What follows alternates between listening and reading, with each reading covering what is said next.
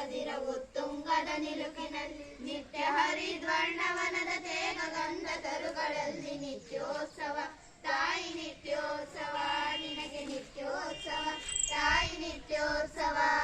ಇತಿಹಾಸದ ಹಿಮದಲ್ಲಿನ ಸಿಂಹಾಸದ ಮಾಲೆಯಲ್ಲಿ ಗತಸಾಹಸ ಸಾರುತ್ತಿರುವ ಶಾಸನಗಳ ಸಾಲಿನಲ್ಲಿ ಮೂಲಿಗರಿಯ ಸಿರಿಗಳಲ್ಲಿ ದೇಗುಲಗಳ ಭಿತ್ತಿಗೆ ಮೂಲಿಗರಿಯ ಸಿರಿಗಳಲ್ಲಿ ದೇಗುಲಗಳ ಭಿತ್ತಿಗೆ ನಿತ್ಯೋತ್ಸವ ತಾಯಿ ನಿತ್ಯೋತ್ಸವ ನಿನಗೆ ನಿತ್ಯೋತ್ಸವ ತಾಯಿ ನಿತ್ಯೋತ್ಸವ. ಅಲವೆನ್ನದ ಹಿರಿಮೆಯೇ ಕುಲವೆನ್ನದ ಗರಿಮೆಯೇ ಸರ್ವಿಕಾಶಶೀಲ ನುಡಿಯ ಲೋಕಾಮೃತ ಸೀಮೆ. ಅಲವೆನ್ನದ ಹಿರಿಮೆಯೇ ಕುಲವೆನ್ನದ ಗರಿಮೆಯೇ ಸದ್ವಿಕಾಶಶೀಲ ನುಡಿಯ ಲೋಕಾಮೃತ ಸೀಮೆ. ಈ ವತ್ಸರ ನಿರ್ಮತ್ಸರ ಮನಗುದಾರ ಮಹಿಮೆ ಈ ವತ್ಸರ ನಿರ್ಮತ್ಸರ ಮನಗುದಾರ ಮಹಿಮೆ. ನಿತ್ಯೋತ್ಸವ ತಾಯಿ ನಿತ್ಯೋತ್ಸವ ನಿನಗೆ ನಿತ್ಯೋತ್ಸವ ತಾಯಿ ನಿತ್ಯೋತ್ಸವ. ಜೋಗದ ಸಿರಿ ಬೆಳಕಿನಲ್ಲಿ ತುಂಗೆ ಗುರು ಸಾಕ್ಷಾತ್ ಪರಬ್ರಹ್ಮ ತಸ್ಮೈ ಶ್ರೀ ಗುರುವೇ ನಮಃ. ಮೊದಲು ಪೂಜ್ಯ ಗುರುಗಳು ತಾವು ಮಕ್ಕಳು ದೇವರ ಸಮಾನ, ಮಕ್ಕಳು ದೇವರ ಸಮಾನ. ಗುರುಗಳಿಗೆ ಹಾಗೂ ದೇವರ ಸಮಾನದಂಥ ಮಕ್ಕಳಿಗೆ ಪ್ರೀತಿಯಿಂದ ಭಕ್ತಿಯಿಂದ ನಮಸ್ಕಾರವನ್ನು ಸಮರ್ಪಣೆ ಮಾಡ್ತಾ ನಾನು ನಿಮ್ಮ ಜೊತೆ ಆರೋಗ್ಯ ಕುರಿತು ಸ್ವಲ್ಪ ಕಾಲ ನಮಗೆ ಮಾಹಿತಿ ಕೊಡೋದ್ರ ಜೊತೆಗೆ ಮಾತಾಡ್ತೀನಿ. ಆಸಕ್ತಿ ಇದೆಯಾ? ತುಂಬ ನೀವು ನಮ್ಮ ಕೆಲವು ಸಲ ಹೇಳಿದ್ರು ನೀವೇನಾಗಿ ಭಾಳ ತುಂಬ ಚೆನ್ನಾಗಿ ಸೊಗಸಾಗಿ ಮಾತಾಡಿದ್ರೆ ಒಳ್ಳೆಯ ಉತ್ತರ ಕೊಟ್ಟಿದ್ದೀನಿ. ನಿಮ್ಮ ಕಣ್ಣುಗಳನ್ನು, ನಿಮ್ಮ ಆರೋಗ್ಯಕರವಾದಂಥ ಕಣ್ಣುಗಳನ್ನು, ಮಂಗಳಕರವಾದಂಥ ಮುಖಗಳನ್ನು ನೋಡ್ತಾ ಇದ್ದರೆ ಖಂಡಿತ ನೀವು ಆರೋಗ್ಯವಾಗಿ ಇದ್ದೀರಿ, ಅದರಲ್ಲಿ ಎರಡು ಮಾತಿಲ್ಲ. ಈ ಆರೋಗ್ಯನ ಹೆಚ್ಚು ಕಾಲ ನಾವಿರೋವರೆಗೂ ಆರೋಗ್ಯನ ಕಾಪಾಡ್ಕೋಬೇಕು. ಆ ದಿಕ್ಕಿನಲ್ಲಿ ನಾವೇನು ಮಾಡಬಹುದು ಅನ್ನೋ ವಿಚಾರವಾಗಿ ತಿಳ್ಕೊಳ್ಳೋಣ. ಆರೋಗ್ಯ ಕೆಡೋವಂಥದ್ದು ಇಳಿ ವಯಸ್ಸಿನಲ್ಲಿ. ಉದಾಹರಣೆಗೆ ನಮ್ಮ ಅಪ್ಪ ಅಮ್ಮ ಅಜ್ಜ ಅಜ್ಜಿ ಈ ವಯಸ್ಸಿನಲ್ಲಿ ಆರೋಗ್ಯ ಕೆಡುವಂಥದ್ದು. ಆರೋಗ್ಯ ಕಾಪಾಡ್ಕೋಬೇಕಾದ್ದು ಈ ಎಳೆ ವಯಸ್ಸಿನಲ್ಲಿ. ಈ ಎಳೆ ವಯಸ್ಸಿನಲ್ಲಿ ಆರೋಗ್ಯನ ಕಾಪಾಡಿಕೊಂಡ್ರೆ ಬಹುಕಾಲ ನಾವು ಆನಂದವಾಗಿ ಆರೋಗ್ಯವಾಗಿ ಇರೋದಕ್ಕೆ ಸಾಧ್ಯ. ಈ ನಿಟ್ಟಿನಲ್ಲಿ ನಾವು ವಿಶೇಷವನ್ನು ತಿಳ್ಕೋಬೇಕಾದ್ದು, ನಾವು ಯಾವುದೇ ಹಬ್ಬ ಹರಿದಿನಗಳಲ್ಲಿ ಹಾಗೆ ದೇವಸ್ಥಾನಗಳಿಗೆ ನಾವು ದೇವಾಲಯಗಳಿಗೆ ಹೋದಾಗ ದೊಡ್ಡ ದೊಡ್ಡ ದೇವಾಲಯಗಳಲ್ಲಿ ವಿಶೇಷ ಹಬ್ಬ ಹರಿದಿನಗಳಲ್ಲಿ ವಿಶೇಷ ನಾವು ತೀರ್ಥ ಪ್ರಸಾದ ಸ್ವೀಕಾರ ಮಾಡ್ತೀವಿ. ಹಬ್ಬ ಹರಿದಿನಗಳಲ್ಲಿ ವಿಶೇಷ ದೊಡ್ಡ ದೊಡ್ಡ ದೇವಸ್ಥಾನಗಳಲ್ಲಿ ವಿಶೇಷವಾದಂಥ ತೀರ್ಥ ಪ್ರಸಾದದಲ್ಲಿ ಪಂಚಾಮೃತ ಕೇಳಿದ್ದೀರ? ಹಿಂದೆ ದೇವತೆಗಳು ಅಮೃತ ಸೇವನೆ ಮಾಡಿದ್ರು. ಹೀಗಾಗಿ ಎಲ್ಲ ದೇವತೆಗಳು ಚಿರಂಜೀವಿಯಾಗಿ ಆರೋಗ್ಯವಾಗಿ ಚಿರಾಯುವಾಗಿದ್ದರು ಅನ್ನೋ ಮಾತನ್ನು ನಾವು ಕೇಳಿದ್ದೀವಿ. ದೇವತೆಗಳು ಉಪಯೋಗಿಸಿರೋವಂಥದ್ದು ಅಮೃತ ಯಾವುದು ಅಂತ ಗೊತ್ತಿಲ್ಲದೇನೆ ಇರಬಹುದು ನಮಗೆ. ಆದರೆ ಆರೋಗ್ಯಕ್ಕೆ ಪೂರಕವಾಗಿ, ಆರೋಗ್ಯಕ್ಕೆ ಒಳ್ಳೆಯದಾಗಿ ಅಮೃತಪ್ರದವಾದಂಥ ಆಹಾರ ಮತ್ತು ಔಷಧಿ ದೇವಗಳನ್ನು ನಮಗೆ ಎಲ್ಲ ಕಾಲಕ್ಕೂ ಸಿಗೋ ಹಾಗೆ ಹಿರಿಯರು ವ್ಯವಸ್ಥೆ ಮಾಡಿದರೆ, ನಮ್ಮ ಪೂಜೆಯ ಹಿರಿಯರು ವ್ಯವಸ್ಥೆ ಮಾಡಿದರೆ. ಯಾವುದದು? ಪಂಚಾಮೃತ. ನೀವೆಲ್ಲ ಗೊತ್ತಿದೆ ನಿಮಗೆ, ನೆನಪು ಮಾಡ್ತೀನಿ. ನಿಮಗೆ ಗೊತ್ತಿರೋದನ್ನ ನೆನಪು ಮಾಡ್ತೀನಿ. ನನ್ನ ಜೊತೆ ಹೇಳಿ. ಪಂಚಾಮೃತ 5 ಅಮೃತ ಸಮಾನವಾದಂಥ ದ್ರವ್ಯಗಳು. ಪಂಚಾಮೃತ ಯಾವುದದು? ನನ್ನ ಜೊತೆ ಹೇಳಿ. ಹಸುವಿನ ಹಾಲು, ಹಸುವಿನ ಮೊಸರು, ಹಸುವಿನ ತುಪ್ಪ, ಜೇನುತುಪ್ಪ, ಕಲ್ಲು ಸಕ್ಕರೆ ಅಥವಾ ಕಬ್ಬಿನ ಹಾಲು. ಇನ್ನೊಂದು ಬಾರಿ ಹೇಳಿ. ಹಸುವಿನ ಹಾಲು, ಹಸುವಿನ ತುಪ್ಪ, ಜೇನುತುಪ್ಪ, ಕಬ್ಬಿನ ಹಾಲು, ಮತ್ತೆ ಅದ್ರ ಜೊತೆಗೆ ಎಳನೀರು ಆಗ್ಬೋದಾ? ಈ ಪ್ರಧಾನವಾಗಿ ಇಷ್ಟಿರುತ್ತೆ. ಅದ್ರ ಜೊತೆಗೆ ನಾವು ಆ ಋತುಮಾನದಲ್ಲಿ ಸಿಗುವಂಥ ಹಣ್ಣುಗಳು. ಉದಾಹರಣೆಗೆ ಎಲ್ಲ ಕಾಲಕ್ಕೂ ಸಿಗುವಂಥದ್ದು ಡ್ರೈ ಫ್ರೂಟ್ಸ್, ಒಣ ಹಣ್ಣುಗಳು ನಿಮಗೆ ಗೊತ್ತಿರುತ್ತೆ. ನಿಮಗೆ ನೆನಪು ಮಾಡ್ತೀನಿ, ಹೇಳಿ ನನ್ನ ಜೊತೆ. ದ್ರಾಕ್ಷಿ, ಉತ್ತುತ್ತೆ, ಬಾದಾಮಿ, ಗೋಡಂಬಿ, ಹಾಗೆಯೇ ಖರ್ಜೂರ, ಖರ್ಜೂರ, ದ್ರಾಕ್ಷಿ, ಉತ್ತುತ್ತೆ, ಗೋಡಂಬಿ, ಬಾದಾಮಿ, ಖರ್ಜೂರ ಇವು ಸದಾ ಎಲ್ಲ ಕಾಲಕ್ಕೂ ಋತುಮಾನಗಳಲ್ಲಿ ಇರುವಂಥದ್ದು. ಹಾಗೆಯೇ ಆ ಸೀಸನ್ನಲ್ಲಿ ಇರುವಂಥ ಹಣ್ಣುಗಳು, ಉದಾಹರಣೆಗೆ ಎಲ್ಲ ಕಾಲಕ್ಕೂ ನಮಗೆ ಬಾಳೆಹಣ್ಣು ಸಿಗುತ್ತೆ, ಕಿತ್ತಳೆ ಹಣ್ಣು, ಮೋಸಂಬಿ ಹಣ್ಣು ಎಲ್ಲ ಕಾಲಕ್ಕೂ ಸಿಗುವಂಥದ್ದು. ಹಲಸಿನ ಹಣ್ಣು, ಮಾವಿನ ಹಣ್ಣು ಕೆಲವು ಋತುಮಾನದಲ್ಲಿ ಮಾತ್ರ ಸಿಗುವಂಥದ್ದು. ಯಾವ್ಯಾವ ಋತುಮಾನಕ್ಕೆ ಯಾವ್ಯಾವ ಹಣ್ಣುಗಳು ಸಿಗುತ್ತೋ ಆ ಹಣ್ಣುಗಳನ್ನು ಸೇರಿಸೋದು. ಹಾಲು, ಮೊಸರು, ತುಪ್ಪ, ಜೇನುತುಪ್ಪ, ಕಬ್ಬಿನ ಹಾಲು ಅಥವಾ ಬೆಲ್ಲ ಆಗಬಹುದು, ಕಲ್ಲು ಸಕ್ಕರೆ ಆಗಬಹುದು. ಈ ಸಕ್ಕರೆ ಬೇಡ, ಕಲ್ಲು ಸಕ್ಕರೆ ಆಗಬಹುದು, ಬೆಲ್ಲ. ಇದನ್ನು ಮಿಶ್ರಣ ಮಾಡಿದರೆ ಪಂಚಾಮೃತ ಎಲ್ಲ ದೇವಸ್ಥಾನಗಳಲ್ಲೂ ಕೂಡ ನಮಗೆ ಅದು ಕೊಡ್ತಾರೆ. ಅದು ಸಾಂಕೇತಿಕವಾಗಿ ಕೊಟ್ಟು ನೀವು ಮನೇಲಿ ಉಪಯೋಗಿಸೋದಕ್ಕೆ ಅದು ಮಾಡಿ ಅನ್ನೋ ಅರ್ಥ ಅದು. ಹಾಗೆ ನಾವು ಪ್ರತಿದಿನ ಅಲ್ಲದೇ ಇದ್ರೂ ವಾರಕ್ಕೆ ಒಂದು ಸಲವಾದರೂ ಕೂಡ ಅದನ್ನು ಉಪಯೋಗಿಸುವಂಥದ್ದು ತುಂಬ ಒಳ್ಳೆಯದು. ಈ ತಗೊಳ್ಳೋದ್ರಿಂದ ಮೆಮೊರಿ ಪವರ್ ತುಂಬ, ಜ್ಞಾಪಕಶಕ್ತಿ ಮತ್ತು ಗ್ರಾಸ್ಪಿಂಗ್ ಪವರ್, ಮೆಮೊರಿ ಪವರ್, ಗ್ರಹಣ ಶಕ್ತಿ ಮತ್ತು ಸ್ಮರಣ ಶಕ್ತಿ ತುಂಬ ಚೆನ್ನಾಗಿರುತ್ತೆ. ನೀವು ಇದು ಆಗಾಗ ವಾರಕ್ಕೆ ಒಮ್ಮೆ ಉಪಯೋಗಿಸ್ತಾ ಇದ್ದರೆ, ವಾರಕ್ಕೆ ಒಮ್ಮೆ ಸ್ವಲ್ಪ ನಿರಂತರವಾಗಿ ಉಪಯೋಗಿಸ್ತಾ ಇದ್ದರೆ ದೇವರು ನಮ್ಗೆ ಎಲ್ಲಿವರೆಗೂ ಆಯುಷ್ಯನ್ನು ಕೊಟ್ಟಿರೋ ಅಲ್ಲಿವರೆಗೂ ರೋಗ ನಿರೋಧಕ ಶಕ್ತಿ ಹೆಚ್ಚಿ ಮಾನಸಿಕವಾಗಿ ದೈಹಿಕವಾದಂಥ ಆರೋಗ್ಯನ ತುಂಬ ಚೆನ್ನಾಗಿ ಕಾಪಾಡುತ್ತೆ. ಇದು ಆರೋಗ್ಯನ ಕಾಪಾಡ್ಕೋಬೇಕಾದ್ರೆ ಬೆಸ್ಟ್ ಟಾನಿಕ್, ಗೊತ್ತಾಯ್ತಾ? ಅತ್ಯಂತ ಇದನ್ನು ತಗೊಳ್ತಾ ಇದ್ದರೆ ಕಾಯಿಲೆಗಳು ಬರೋದೇ ಇಲ್ಲ. ನನ್ನ ಕಡೆ ನೋಡಿ ಸರ್, ನನ್ನ ಕಡೆ ನೋಡಿ ನೀವು, ಈಗ ನನ್ನ ಕಡೆ ನೋಡಿ. ಹೀಗೆ ಆರೋಗ್ಯ ತುಂಬ ಚೆನ್ನಾಗಿ ಮಾಡೋದಕ್ಕೆ ತುಂಬ ಸಹಾಯ. ಇದನ್ನು ತಗೊಳ್ತಾ ಇದ್ದರೆ ಕಾಯಿಲೆಗಳು ಬರೋದೇ ಇಲ್ಲ. ಅಕಸ್ಮಾತ್ ಅನಿವಾರ್ಯ ಕಾರಣಗಳಿಂದ ಪ್ರಕೃತಿಯ ನಿಯಮಗಳಿಗೆ ನಾವು ವಿರುದ್ಧವಾಗಿ ನಡೆದಾಗ, ಪ್ರಕೃತಿಯ ವಿಕೋಪಗಳಿಂದ ಏನಾದರೂ ಸಮಸ್ಯೆ ಬಂದರೆ ಅದು ನಿವಾರಣೆ ಮಾಡೋದಕ್ಕೆ ಭೂಲೋಕದಲ್ಲಿ ಅತ್ಯಂತ ಶ್ರೇಷ್ಠವಾದಂಥ ಔಷಧಿ ದ್ರವ್ಯಗಳನ್ನು ಭಗವಂತ ನಮಗೆ ಕಳಿಸಿದ್ದಾರೆ. ಯಾವುದು ಔಷಧಿ ಸಸ್ಯಗಳು ನಾವೆಲ್ಲ ಗೊತ್ತಿದೆ, ನೋಡಿದ್ದೀವಿ, ಯಾಕೋ ಏನೋ ಅದು ನಾವು ಬಳಸ್ತಾ ಇಲ್ಲ. ಅದನ್ನು ಬಳಸಬೇಕು. ಯಾವುದದು? ದೈವೀ ವೃಕ್ಷಗಳು, ದೇವರಿಗೆ ಸಮಾನವಾದಂಥ ವೃಕ್ಷಗಳು. ನನ್ನ ಜೊತೆ ಹೇಳಿ, ಯಾವುದದು? ದೈವೀ ಸ್ವರೂಪ ಆದಂಥ ವೃಕ್ಷಗಳು ಆರೋಗ್ಯನ, ಕಾಯಿಲೆನ ವಾಸಿ ಮಾಡಿ ಆರೋಗ್ಯನ ಕಾಪಾಡೋದಕ್ಕೆ ದೈವೀ ವೃಕ್ಷಗಳು. ನನ್ನ ಜೊತೆ ಹೇಳಿ: ಹಳ್ಳಿ, ಬೇವು, ಬನ್ನಿ, ಹತ್ತಿ ಅಂದರೆ ಈ ಕಾಟನ್ ಇದಲ್ಲ, ಹತ್ತಿ ದೊಡ್ಡ ಎತ್ತರವಾಗ ಮರ ಬೀಳುತ್ತೆ, ಕೆಂಪು ಹಣ್ಣು ಬೀಳುತ್ತೆ, ಕೆಂಪು ಸೀಸನಲ್ಲಿ ಬರುತ್ತೆ. ಆ ಹಣ್ಣು ನಾವು ಓಪನ್ ಮಾಡಿದಾಗ ಅದರ ಹುಳು ಉರುವಿ ತಿನ್ನುವಂಥ ಇವತ್ತು ಕೂಡ ನಮ್ಮ ಗ್ರಾಮೀಣ ಕಾಡುವಂಥ ನಮ್ಮ ಬಂಧುಗಳು ಇವತ್ತಿಗೂ ಇದ್ದಾರೆ. ಬಹಳ ಶ್ರೇಷ್ಠವಾದಂಥ ಅದು ಆಹಾರವೂ ಹೌದು, ಔಷಧಿ ಹೌದು. ನನ್ನ ಜೊತೆ ಇನ್ನೊಂದ್ಸಲ ಹೇಳಿ: ಅರಳಿ, ಬೇವು, ಬನ್ನಿ, ಬಿಲ್ಪತ್ರೆ ಮತ್ತು ಹತ್ತಿ ಮರ. ಅದಕ್ಕೆ ಸಂಸ್ಕೃತದಲ್ಲಿ ಔದುಂಬರ ವೃಕ್ಷ ಅಂತ ಹೇಳಿ. ನೋಡಿ, ಇದನ್ನು ಪ್ರತಿ ಊರಿನಲ್ಲೂ ಬೆಳೆಸಲೇಬೇಕು, ಪ್ರತಿ ಊರಿನಲ್ಲೂ ಇರಲೇಬೇಕು. ಈ 5 ಮರಗಳು ಬೆಳೆಸಬೇಕು, ಉಳಿಸಬೇಕು. ಅದನ್ನು ಬೆಳೆಸಬೇಕು, ಮುಂದಿನ ಪೀಳಿಗೆಗೆ ಅದನ್ನು ಉಳಿಸ್ಬೇಕು. ಅದಕ್ಕೋಸ್ಕರವಾಗಿ ದೇವರ ಸ್ಥಾನವನ್ನು ಕೊಟ್ಟಿದ್ದಾರೆ. ಹಳ್ಳಿ ಮರದಲ್ಲಿ ಸಾಕ್ಷಾತ್ ವಿಷ್ಣು ದೇವರು ಇದ್ದಾರೆ. ಹಳ್ಳಿ ಮರದಲ್ಲಿ ಸಾಕ್ಷಾತ್ ವಿಷ್ಣು, ಬೇವಿನ ಮರದಲ್ಲಿ ಸಾಕ್ಷಾತ್ ದೇವತೆಗಳಿದ್ದಾರೆ, ಲಕ್ಷ್ಮೀ, ಸರಸ್ವತಿ, ಮಾತೆ, ಹೀಗೆ ಸಾಕ್ಷಾತ್ ದೇವರು. ಹಳ್ಳಿ, ಬೇವು, ಬನ್ನಿಲಿ ಸಾಕ್ಷಾತ್ ಶನೇಶ್ವರ ಸ್ವಾಮಿ ಇದ್ದಾರೆ, ಹಾಗೂ ಆಂಜನೇಯ ಸ್ವಾಮಿಗೆ ಬಹಳ ಪ್ರೀತಿಯಾದಂಥ ಬನ್ನಿ. ಹತ್ತಿ ಸಾಕ್ಷಾತ್ ದತ್ತಾತ್ರೇಯರಿದ್ದಾರೆ. ಬಿಲ್ಪತ್ರೆಯಲ್ಲಿ ಸಾಕ್ಷಾತ್ ಶಿವ ಇದ್ದಾರೆ. ಅದಕ್ಕೂ ವಿಶೇಷವಾದಂಥ ಹಬ್ಬಗಳಲ್ಲಿ ನಾವು ಶಿವರಾತ್ರಿಯಲ್ಲಿ ಶ್ರೀಕಲಂ ಸುಗುಣಾಕಾರಂ ಕ್ರಿಯಾಯುಧಂ ತ್ರಿಜನ್ಮ ಪಾಪ ಸಂಹಾರಂ ಏಕಬಿಲ್ವಂ ಶಿವಾರ್ಪಣಂ, ಹೀಗೆ ಒಂದು ಬಿಲ್ಪತ್ರನ ಶಿವನಿಗೆ ಹೀಗೆ ಅರ್ಪಿಸಿ ನಾವು ಪ್ರಾರ್ಥನೆ ಮಾಡ್ತೀವಿ, ನಮಗೆ ಒಳ್ಳೇದು ಮಾಡಿ ಅಂತ. ಒಳ್ಳೆಯದು ಅಂದರೆ ನಾವು ಆರೋಗ್ಯವಾಗಿರಬೇಕು.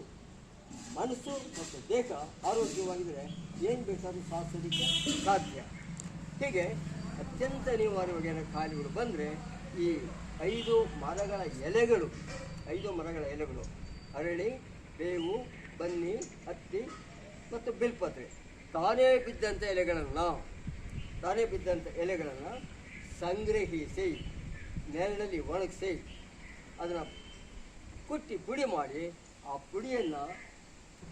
ಪುಡಿಯನ್ನು ನೀರಿನಲ್ಲಿ ತಗೋಬೋದು ಅಥವಾ ಜೇನುತುಪ್ಪದಲ್ಲಿ ತಗೋಬೋದು, ಹಾಲಿನಲ್ಲಿ ತಗೋಬೋದು. ನಮ್ಗೆ ಯಾವುದೋ ರೂಪದಲ್ಲಿ ದೇಹದ ಒಳಗಡೆ ತಗೊಂಡ್ರೆ ಯಾವುದೇ ಕಾಯಿಲೆಗಳು ಇರಲಿ, ಅದು ಯಾವುದೇ ಇರಲಿ, ಅದು ಕ್ರಮೇಣ ಒಂದೇ ದಿನಕ್ಕೆ ವಾಸಿಯಾಗುತ್ತೆ ಅನ್ನೋದಕ್ಕಿಂತಲೂ ಕ್ರಮೇಣ ಎಲ್ಲ ಕಾಯಿಲೆಗಳು, ಈಗ ಅಸಾಧ್ಯವಾದ ಕಾಯಿಲೆಗಳು ಏನೇನು ಹೇಳ್ತಾರಲ್ಲ, ಇತ್ತೀಚೆಗೆ ನಾನು ಎಲ್ಲ ಊರಲ್ಲೂ ನೋಡ್ತಾ ಇದ್ದೀನಿ.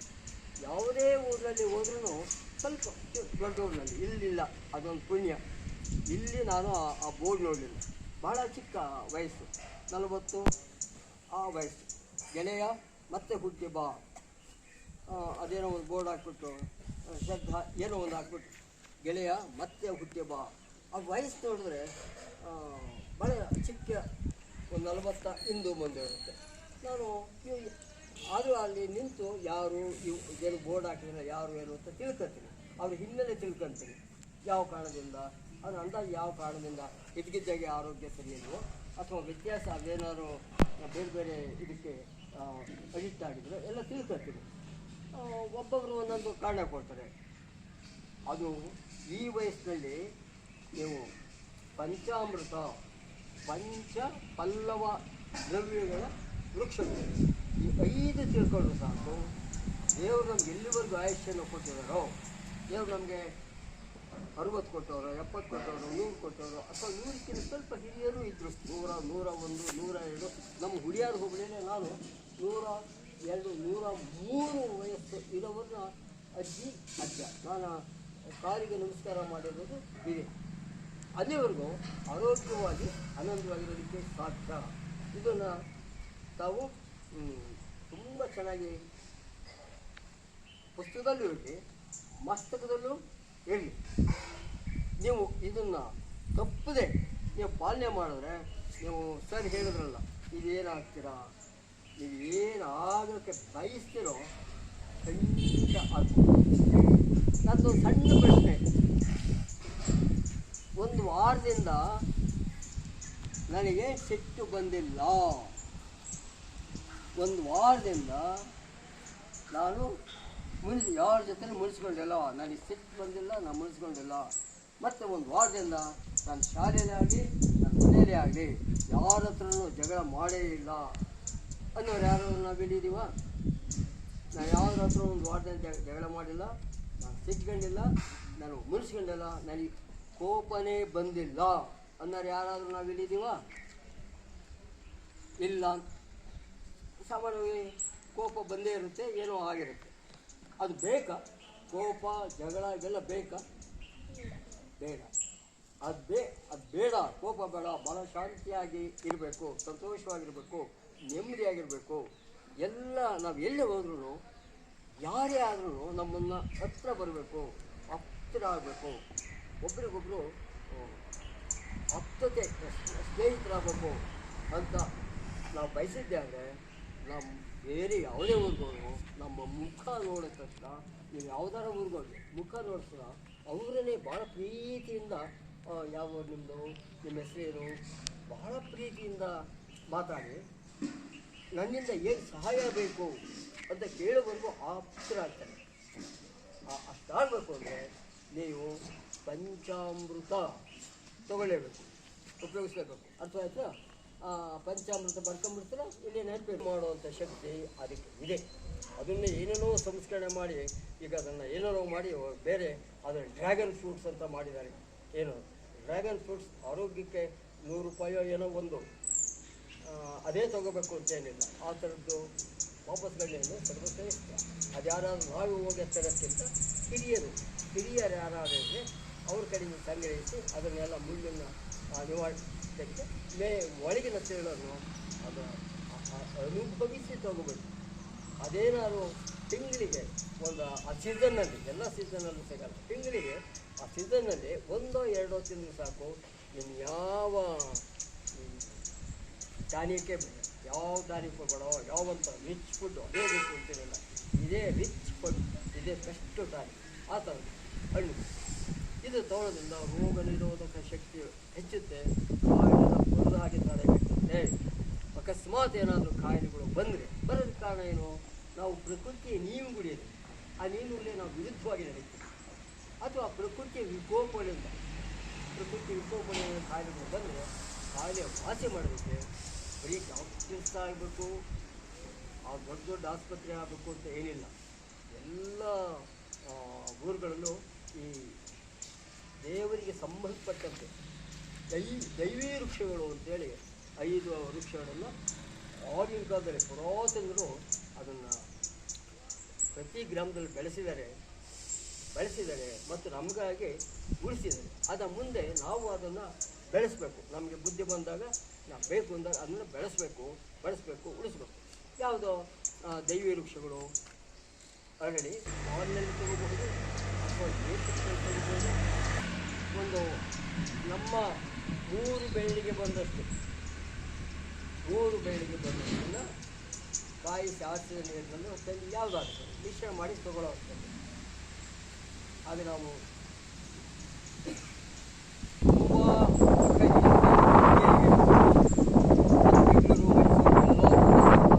ವಾಸಿ ಆಗಲಿಲ್ಲ ಅಂದರೆ ಅಂಥವರಿಗೆ 48 ದಿನ ಕೊಡೋದು.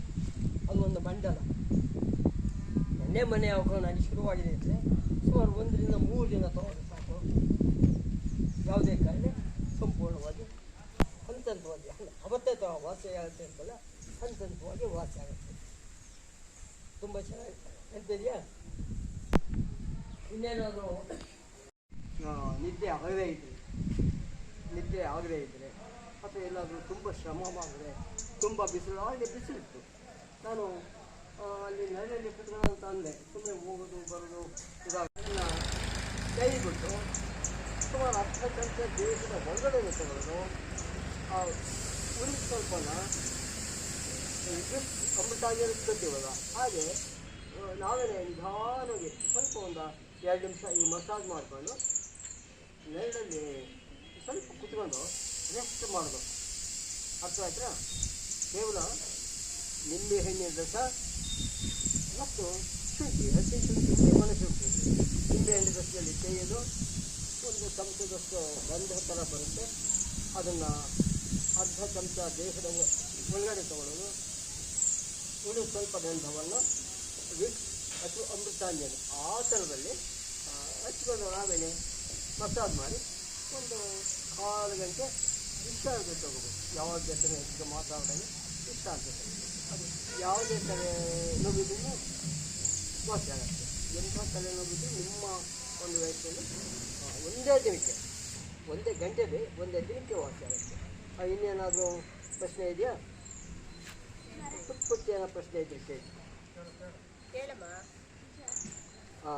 ಜ್ವರ, ಕರೆಕ್ಟ್. ಜ್ವರ ಮಗು ಕಂದ, ನೀವು ಒಳ್ಳೆ ಪ್ರಶ್ನೆ ಕೇಳಿದೆಯಾ? ಅರ್ಥ ಮಾಡ್ಕೊಂಡು ಹೇಳೋದನ್ನು. ಜ್ವರ ಅದೇ ಒಂದು ಕಾಯಿಲೆ ಅಲ್ಲ.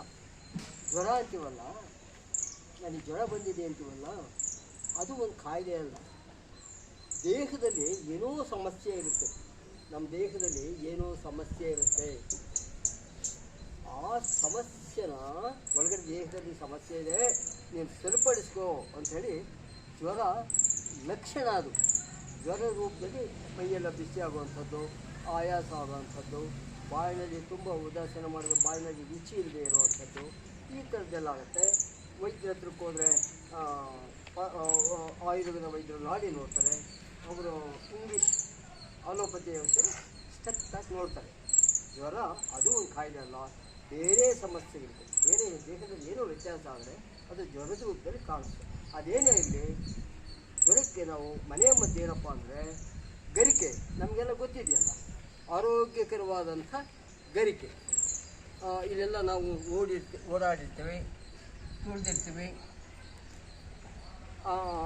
ಆದರೆ ಇಂಥದನ್ನು ಅಲ್ಲೆಲ್ಲರೂ ತುಂಬ ಚೆನ್ನಾಗಿದೆ. ನಮ್ಮ ಹೊಲದಲ್ಲಿ ತೋಟದಲ್ಲಿ ಈ ಥರದಲ್ಲಿ ಇರುವಂಥ ಗರಿಕೆ ಸಂಘ ಇತ್ತು ನೋಡಿ. ಹಿಂದೆ ಕೂಡ ಇವತ್ತು ಕೂಡ ಯಾವುದೇ ನಮ್ಮ ಮನೆಯಲ್ಲಿ ಶುಭ ಮತ್ತು ಮಂಗಳ ಕಾರ್ಯಗಳನ್ನು ಮಾಡುವಾಗ ನಾವು ಯಾವುದೇ ಒಂದಿದ್ದರೆ ಮೊದಲು ಗೋಪುರಾಕಾರದ ಅರಿಶಿನ ಉಂಡೆಯನ್ನು ಮಾಡಿ, ನಮ್ಮ ಮನೆಯಲ್ಲಿ ಮೇಲೆ ಗರಿಕೆಯನ್ನು ಸಿಕ್ಕಿ ವಿನಾಯಕ ವಿಘ್ನೇಶ್ವರ ಅಂತ ಪೂಜೆ ಮಾಡ್ತಾಯಿದ್ವಿ ಯಾವುದೇ ಶುಭ ಸಮಾರಂಭದ ಪ್ರಾರಂಭದಲ್ಲಿ.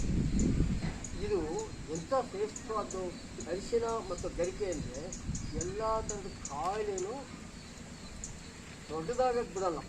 ಯಾವುದೇ ಸಮಸ್ಯೆ ಇರಲಿ ಆ ದೇಹದೊಳಗೆ ಅರಿಶಿನ ಮತ್ತು ಗರಿಕೆ ರಸ ಸೇರಿಬಿಟ್ರೆ ಅದು ಹೆಚ್ಚಾಗಕ್ಕೆ ಬಿಡಲ್ಲ. ಇದನ್ನು ಅದು ತೆಗೆಸ್ತಾ ಬಂದು ವಾಸಿ ಮಾಡಲಿಕ್ಕೆ ಸಹಾಯ ಆಗುತ್ತೆ. ಯಾರು ಪ್ರಶ್ನೆಗಳು ಜ್ವರಕ್ಕೆ ನೋಡಿ, ಆರೋಗ್ಯಕರವಾದಂಥ ಅರಿಶಿನ ಅಂದರೆ ನಾವು ಅಂಗಡಿಯಲ್ಲಿ ರೆಡಿ ಅರಿಶಿನ ತರೋದಕ್ಕಿಂತ ಅರಿಶಿನದ ಕೊನೆ, ಅರಿಶಿನದ ಬೋಟು ಅಂತ ಹೇಳ್ತೀವಲ್ಲ, ಅದನ್ನು ತಂದು ನಾವೇ ಕೊಟ್ಟು ಫೈನ್ ಪೌಡ್ರ್ ಮಾಡ್ಕೊಬೋದು. ಅಥವಾ ಇದ್ರೆ ಅರಿಶಿನದ ಬೋಟು ಅಥವಾ ಕೊನೆ ತಂದುಬಿಟ್ಟು ಅದನ್ನು ಕೊಟ್ಟು ಬಟ್ಟೆಯಲ್ಲಿ ಸೋರಿಸಿ ಒಳ್ಳೆ ನುಣ್ಣನೆ ಪುಡಿ ಮಾಡಿಕೊಂಡು ಆ ಪುಡಿ ಒಂದು 3 ಬೇಳಿಗೆ ಬಂದಷ್ಟು ನಾನೀಗ ಉಪಯೋಗಿಸ್ಬೇಕಾದ್ರೆ ನನ್ನ 3 ಬೇಳಿಗೆ ಬಂದಷ್ಟು ಪುಡಿ ಈ ಥರ ಗರಿಕೆ ತಗೊಂಡು ತುಂಬ ಚೆನ್ನಾಗಿ ತೊಳೆದು ಜಜ್ಜಿ ಸ್ವಲ್ಪ ಮಟ್ಟಿಗೆ ನೀರು ಸೇರಿಸಿ ಜಜ್ಜಿ ಬಟ್ಟೆಲ್ಲ ಹಿಂಡಿದ್ರೆ ರಸ ಬರುತ್ತೆ. ಅರಿಶಿಣದ ಪುಡಿ 3 ಬೇಳೆಗೆ ಬಂದಷ್ಟು, ಇದರ ರಸ ಸುಮಾರು 1 ಚಮಚ, ಸ್ವಲ್ಪ ಜಾಸ್ತಿ ಆದರೂ ತಪ್ಪಿದೆ. ಇದನ್ನು ಮಿಶ್ರಣ ಮಾಡಿ ಆದಷ್ಟು ಜೇನುತುಪ್ಪ ಇದ್ದರೆ ಒಳ್ಳೆಯದು. ಜೇನುತುಪ್ಪದಲ್ಲಿ ಮಿಶ್ರಣ ಮಾಡೋದು. ಜೇನುತುಪ್ಪ ಸಿಗದೇ ಇದ್ದರೆ ಕಪ್ಪು ಬೆಲ್ಲದಲ್ಲಿ ಮಿಶ್ರಣ ಮಾಡಿ ಸ್ವಲ್ಪ ನೀರಿನಲ್ಲಿ ಹಾಕಿ ಸಣ್ಣ ಒಂದು ಅರ್ಧ ಲೋಟ ಜ್ಯೂಸ್ ಥರ ಸೇವನೆ ಮಾಡೋದು. ಸುಮಾರು ಬೆಳಿಗ್ಗೆ 1 ವೇಳೆ, ಸಂಜೆ 1 ವೇಳೆ, 2 ವೇಳೆ ದಿನಕ್ಕೆ. ಇವತ್ತೇ ಶುರುವಾಗಿದೆಯಪ್ಪ ಜ್ವರ ಅಂದರೆ ಇವತ್ತೇ ವಾಸಿ ಆಗ್ಬೋದು. ಆಮೇಲೆ 2 ದಿನ 3 ದಿನ ಜ್ವರ ಆಗಿದೆ, ಉದಾಸೀನ ಮಾಡಿದೆ, ಬೇರೆ ಯಾವುದೋ ಮಾತ್ರೆ ತಗೊಂಡೆ, ಅದು ಅಂಗಡಿ ಸಿಗುವಂಥದ್ದು ಇಲ್ಲೆಲ್ಲೋ ಸಿಗುವಂಥದ್ದು ಮಾಡಿದೆ ಕೆಲಸ. ಅಂಥ ಸಮಯದಲ್ಲಿ 3 ದಿನ ಬೆಳಿಗ್ಗೆ ಸಂಜೆ 3 ದಿನ ಗರಿಕೆ ರಸ ಮತ್ತು ಅರಿಶಿಣದ ಪುಡಿಯನ್ನು ತೊಗೊಂಡ್ರೆ ಅವರೇ ಸಮಸ್ಯೆ ಅದು ಜಾಸ್ತಿ ಆಗೋದಕ್ಕೆ ಬಿಡೋಲ್ಲ. ಅಥವಾ ಅದಕ್ಕೋಸ್ಕರ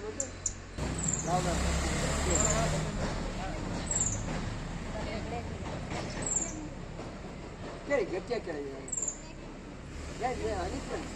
ನನ್ನ ಹತ್ರ ಕೇಳಿ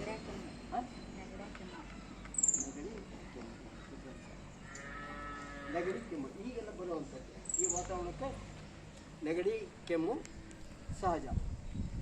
ಸರ್, ನಿಮ್ಮ ಹೆಸರೇನು? ಬಸವರಾಜು. ನನ್ನ ಹೆಸರು ಅದೇನೆ. ಮುಂದಕ್ಕೆ ನನ್ನ ಹೆಸರು ಬಸವರಾಜು. ಮುಂದಕ್ಕೆ ನಮ್ಮ ಮನೆತನದ ಹೆಸರು ಪಂಡಿತ್ ಮನೆ. ಅದಕ್ಕೆ ಪಂಡಿತ್ ಮನೆತನ. ಬಸವರಾಜು ಪಂಡಿತ್ ಅಂತ ಹೇಳ್ತಾರೆ. ಒಳ್ಳೆಯದು.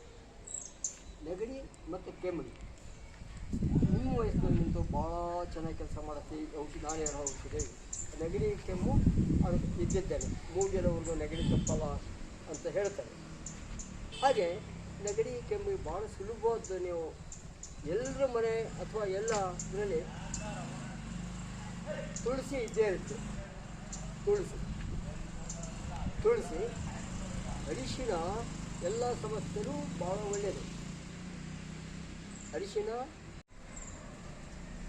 ಶುಂಠಿ, ಒಣಗಿದ್ದ ಶುಂಠಿ ಇರ್ಬೋದು, ಹಸಿ ಶುಂಠಿ ಇರ್ಬೋದು. ಒಂದು ಔಷಧಿ ದ್ರವ್ಯ 4 ರಿಂದ 5 ಸಮಸ್ಯೆಯಲ್ಲಿ ಕೆಲಸ ಮಾಡುತ್ತೆ. ಒಂದು ಔಷಧಿ ದ್ರವ್ಯ 4 ರಿಂದ 5 ಕಾಯಿಲೆಗಳನ್ನು ವಾಸಿ ಮಾಡ್ಕೊಳ್ಳುತ್ತೆ. ನೀವು ಇದು ಬೇಕಾದ್ದು ತುಳಸಿ 1 ಅಥವಾ 2 ಎಣಿಸಿ, 1 ಅಥವಾ 2 ಕಾಳು ಮೆಣಸು, 1 ಅಥವಾ 2 ಲವಂಗ. ತುಳಸಿ, ಕಾಳು ಮೆಣಸು, ಲವಂಗ ಇಷ್ಟನ್ನೇ ಅರೆದುಬಿಟ್ಟು ಅದನ್ನು ನೀರಿನಲ್ಲಿ ಮಿಶ್ರ ಮಾಡಿ ಹಾಗೆ ಹಸಿಯಾಗೂ ಕುಡಿಬೋದು. ಅದು ಶೀತ ಕಷಾಯಕ್ಕೆ ಬೇಕು ಅಂದರೆ ಅದನ್ನು ತುಂಬ ಚೆನ್ನಾಗಿ ಚಹಾ ಥರ ಮರಳಿಸಿ ಕಾಯಿಸಿ ಶೋಧಿಸಿ ಕುಡಿಬೋದು. ಶೋಧಿಸೋದು ಅಗತ್ಯ ಇಲ್ಲ, ಬೇಕು ಅಂದರೆ ಶೋಧಿಸ್ಕೋಬೋದು. ನೀವು ಅದನ್ನು ಪ್ಲೈನ್ ಥರ ಇನ್ನೂ ಕುಡಿಬೋದು, ತಂಪಾಗಿಯೂ ಕುಡಿಬೋದು.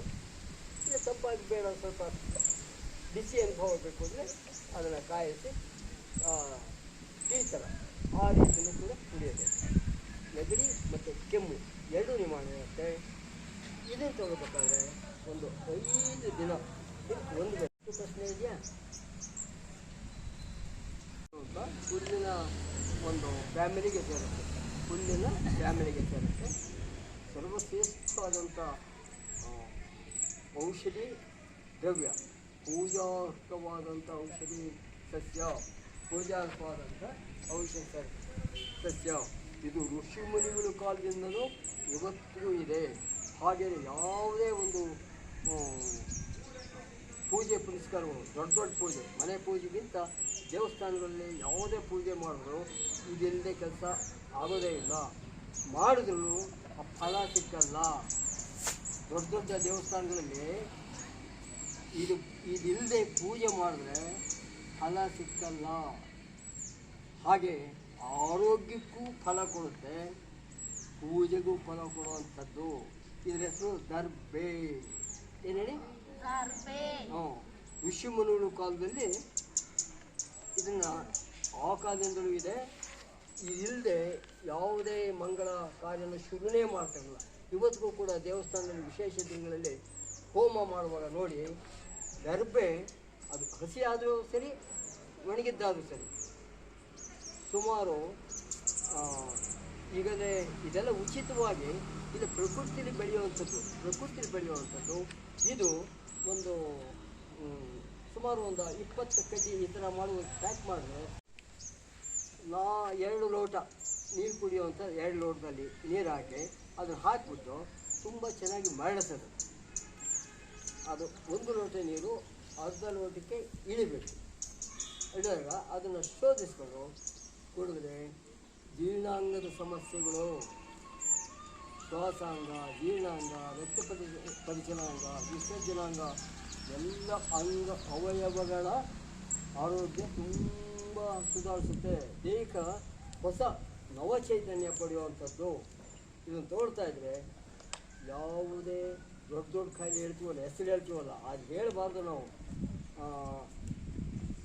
ಎಲ್ಲ ಕಾಯಿಲೆನೂ ವಾಸ ಮಾಡ್ಬೋದು. ABCD ಆ ಕಾಯಿಲೆನೇ ವಾಸ ಮಾಡೋಕ್ಕಾಗೋದೇ ಇಲ್ಲ ಬೇರೆ ಯಾವ ಡಾಕ್ಟ್ರು. ಏನು ABCD ಕಾಯಿಲೆ ಯಾವುದು? A asthma, B BP, C cancer, meaning cancer, D diabetes. ABCD ಕಾಯಿಲೆನ ವಾಸ ಮಾಡೋಕ್ಕೆ ಎಲ್ಲೂ ಆಗಲ್ಲ. ಯಾವ ಆಸ್ಪತ್ರೆ, ಯಾವ ಡಾಕ್ಟ್ರ್ ಕೇಳೋದು ಯಾವುದು? ABCD. ABCD ಕಾಯಿಲೆಗಳನ್ನು ವಾಸಿ ಮಾಡುವಂಥ ಏಕೈಕ ಶಕ್ತಿ ಇರೋದು ಋಷಿಮುನಿಗಳ ಕಾಲದಿಂದ, ಪೂರ್ವ ಋಷಿಮುನಿಗಳ ಕಾಲದಿಂದ ಇದನ್ನು ನೀವು ನಾನು ಹೇಳಿದ್ನಲ್ಲ, ಇದನ್ನು ಕಟ್ ಮಾಡಬೇಕು, ಜಜ್ಜಬೇಕು ಅಂತ ಏನಿಲ್ಲ. ಸುತ್ತಿ ಒಂದು ಪಾತ್ರೆಯಲ್ಲಿ ಹಾಕಿ 1 ಲೋಟ ಅಥವಾ 2 ಲೋಟ ನೀರು ಹಾಕಿ ಅದು ಅರ್ಧದಷ್ಟು ಆವಿಯಾಗಿ ಅರ್ಧ ಉಳಿಬೇಕು. ಶೋಷ ಅಗತ್ಯ ಏನಿಲ್ಲ. ನೀವು ಮನೇಲಿ ಇಟ್ಕೊಂಡು ಯಾವಾಗಲಾದರೂ ಒಮ್ಮೆ ಬೆಳಗ್ಗೆ ಕಾಯಿಸಿದ್ದು ಕಷಾಯ ಸಂಜೆವರೆಗೆ ಇರುತ್ತೆ. ಅಥವಾ ಇದು ಒಣಗಿದ್ರೆ ಸುಟ್ಬಿಡೋದು. ಸುತ್ತಿ ಇದರ ಭಸ್ಮ ಅಂತೀವಿ, ಅದನ್ನು ಬೂದಿ ಏನಲ್ಲ ನಾವು ಇದನ್ನು ಸುಟ್ಟು ಭಸ್ಮ ಅಂತ ಹೇಳ್ತೀವಿ. ಅದನ್ನು ಬೂದಿ ಅಂತ ಅನ್ಬಾರ್ದು. ಆ ಭಸ್ಮವನ್ನು ನೀವು ಯಾವುದೇ ರೂಪದಲ್ಲಿ ತಗೋಬೋದು. ಹಾಗೆಯೇ ಬಾಯಿಗೆ ಹಾಕ್ಕೊಂಡು ನೀರು ಕುಡಿಬೋದು. ಜೇನುತುಪ್ಪದಲ್ಲಿ, ಎಳನೀರಲ್ಲಿ, ಯಾವುದೋ ರೂಪದಲ್ಲಿ ಇದು ಸುಮಾರು ಒಂದು 3 ಈ ಸಾಕಷ್ಟು ಹೇಳುವಾಗ ಸಿಗುತ್ತೆ. ಪ್ರಕೃತಿಯಲ್ಲಿ ಹೇಳುವಾಗ ಸಿಗುತ್ತೆ. ಹುಲ್ಲು ಹೆಂಗೆ ಸಿಗುತ್ತೋ, ದನ ಕರುಗಳೆಲ್ಲ ಕುಯ್ಕೊಂಬತ್ತೀವಲ್ಲ, ಹಂಗೆ ಸಿಗುತ್ತೆ ಪ್ರಕೃತಿ ಹುಡುಕಿದ್ರೆ. ಆ ತಂದು ಒಂದು ಪುಡಿ ಮಾಡಿ ಇಟ್ಕೊಂಡ್ಬಿಟ್ಟು ಆ ಪುಡಿಯನ್ನು ಜೇನುತುಪ್ಪದಲ್ಲಿ ಪುಟ್ಟ ಮಕ್ಕಳಿಂದ ಹಿರಿಯರು ಯಾರು ಬೇಕಾದ್ರೆ ತೊಗ್ಬೋದು ಸೇವನೆ ಮಾಡೋದ್ರಿಂದ ಎಲ್ಲ ಥರದ ಕಾಯಿಲೆಗಳು ಬಂದ್ಬಿಟ್ಟು ABCD asthma, BP, cancer, diabetes ಅನ್ನೋದು ಸಂಪೂರ್ಣವಾಗಿ ವಾಸಿಯಾಗುವಂಥದ್ದು. ಆಗ್ಬೋದ್ರಾ? ತಿಳ್ಕೊಂಡ್ರಾ? ಬೆಸ್ಟ್ ಟಾನಿಕ್ ಪಂಚ ಪಲ್ಲವ ವೃಕ್ಷಗಳ ಪುಡಿ ಅಥವಾ ಕಷಾಯ. ಇವೆರಡೂ ಇದ್ದುಬಿಟ್ರೆ ನೀವು ದೇವರು ನಮ್ಗೆ ಎಲ್ಲಿವರೆಗೂ ಆಯುಷ್ಯನ ಕೊಟ್ಟಿದ್ರು ಅಲ್ಲಿವರೆಗೂ ಆರೋಗ್ಯವಾಗಿ ಆನಂದವಾಗಿ ಇರಬಹುದು. ಇಷ್ಟು ಹೇಳ್ತಾ